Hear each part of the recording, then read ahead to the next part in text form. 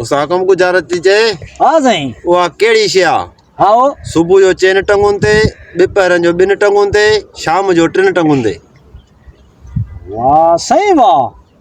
सुबह जो 2 टंगुनि ते 4 टंगुनि ते, सुबह जो 4 टंगुनि ते ॿिपरनि जो 2 टंगुनि ते, शाम जो पर 3 टंगुनि ते। शाम जो पर वरी 3 टंगुनि ते। हाणे ॻोल्ह त ख़बर पए। मोटरसाइकिल बचे बाबा 2 टायर 3 वरी हुनजी पेरड़ी न साईं, बचे पोइ साइकिल 3 पेरनि वारी बचे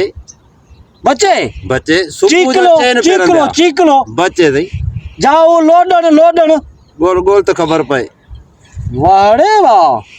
वरी दे सही वरी दे गुजार अचे थी सुबुह जो 4 टंगुनि ते, ॿिपरनि जो 2 टंगुनि ते, शाम जो पर 3 टंगुनि ते। शाम जो पर 3 कुकड़ बचे टिट्टी यार बचे बचे बचे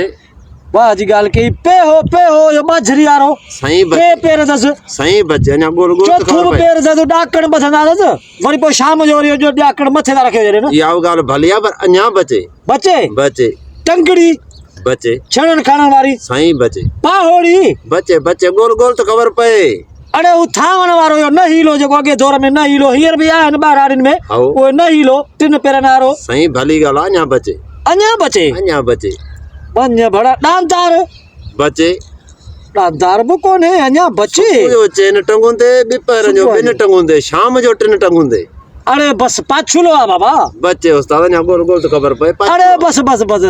इहा अथई सही आहे घड़ा मुंहिंजी बचे दिलनि वारी बचे शाम जो माण्हू ॿाहिरि थो रखे अञा बचे अञा बचे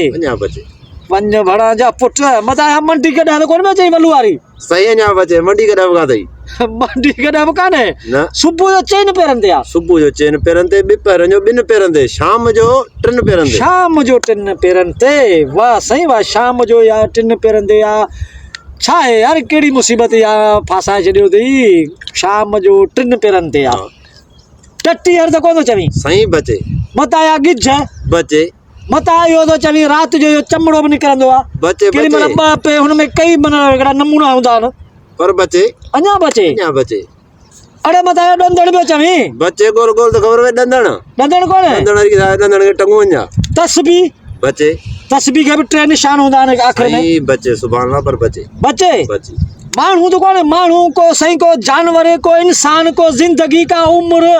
का हयाती उम्र ताड़ी ताड़ी ताड़ी ताड़ी ताड़ी अरे भितर आंगुर भोर करे ॾिनी सिधी कर सही गुजार दोस्त खे ख़बर पए याद है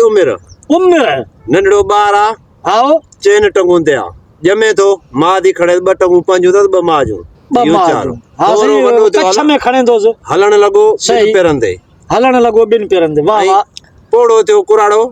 3 पेरनि ते 3 पेरनि ते 3 लठ ट्रेक जिंदे ॾेई हाँ 3 टंगुनि ते। वाह वाह वाह सही वाह जी समझाणी वाह जी गुजार तो भगी कीअं भाई वाकई मञो मई हाँ तो दोस्तों ही गुजार त ॾिनी हिदायतुल्ला ख़ासि करे बुटी मोरी वारे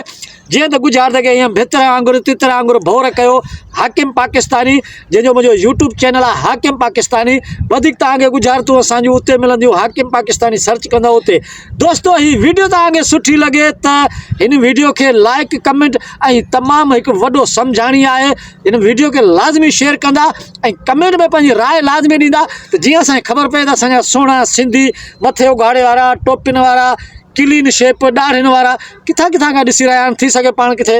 दोस्त निकिरी पऊं त पोइ दोस्तों हाणे मोकिलाणी न आहे सिंध सलामत साथ सलामत वीडियो खे लाइक लाज़मी कजो दोस्तों।